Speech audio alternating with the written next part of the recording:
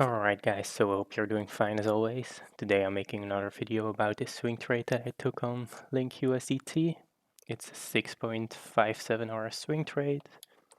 Right here is a screenshot of the trade, so my entry at 10.162 right here, and my exit TP at 13.440. I did record my chart live when I was setting this up, so let's jump straight into the live setup. Alright, so now for the actual TA part of the video, I'm on the LINK USDT chart on the 1 hour time frame. Right here you can see LINK had this very steep drop. It has taken topside liquidity and it dropped big time from there. You can see now on the 1 hour time frame we're closing in on this wick right here as well. This is on the 1 hour time frame. So we have a quick look on the 4 hour time frame. Here we could see,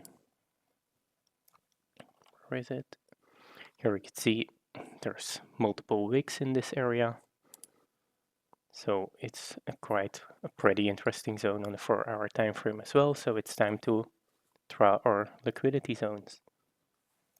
So we're taking our drawing tool, horizontal raise, and I start drawing out my wicks or my liquidity zones. So you can see right here, there's 3 wicks pretty much in the area we're sitting at right now. We also draw a line on the other wick, because if you just look at the chart, what's jumping out to you, this wick right here, these wicks right here, this small wicks right here, but this V-shaped recovery, and then this wick a tiny bit lower. So these are my 2 huge liquidity zones here for LINK on the bigger time frames. So then if we zoom in and look a bit lower, we could see what's jumping out here is we have a fair value gap sitting right here. So we're just going to indicate this as well.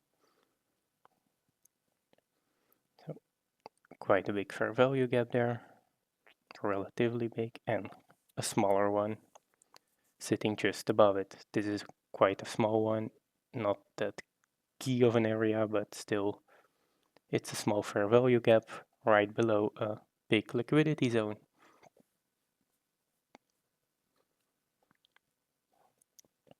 So we're just throwing everything we see on the bigger time frames right now.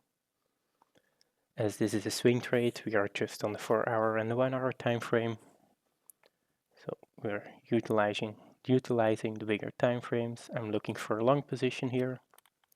And reasoning behind that is we're at quite a big liquidity zone right here. So markets has taken topside liquidity. It's on its way to take bottom side liquidity. And this is the day before the elections, the US election. So I was expecting some type of rally up during the elections, just out of hype, so I opted to go for a long position. I did put my entry on the lowest liquidity level. If you remember the previous video about Mu, also there, entry on the liquidity level. I put my stop loss below the lowest fair value gap, so this is the lowest point of interest on the 4 hour time frame that I saw. So stop loss below that, because if it breaks, price is probably going lower. And then we're looking for a TP. So we got upped. Do we up this vector candle recovery? This liquidity zone right here. We have a liquidity zone right here. So now we're just going to find where we want to put our TP. So what's jumping out to me here is if we take this bottom side liquidity right here, there's a good chance we're going for top side liquidity again, as markets move from liquidity pool to liquidity pool. So I'm looking for an area around this top side liquidity right here.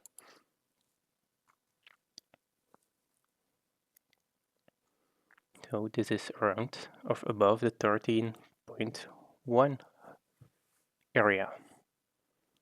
So then we're going to the smaller time frames to see if we can find anything of interest there.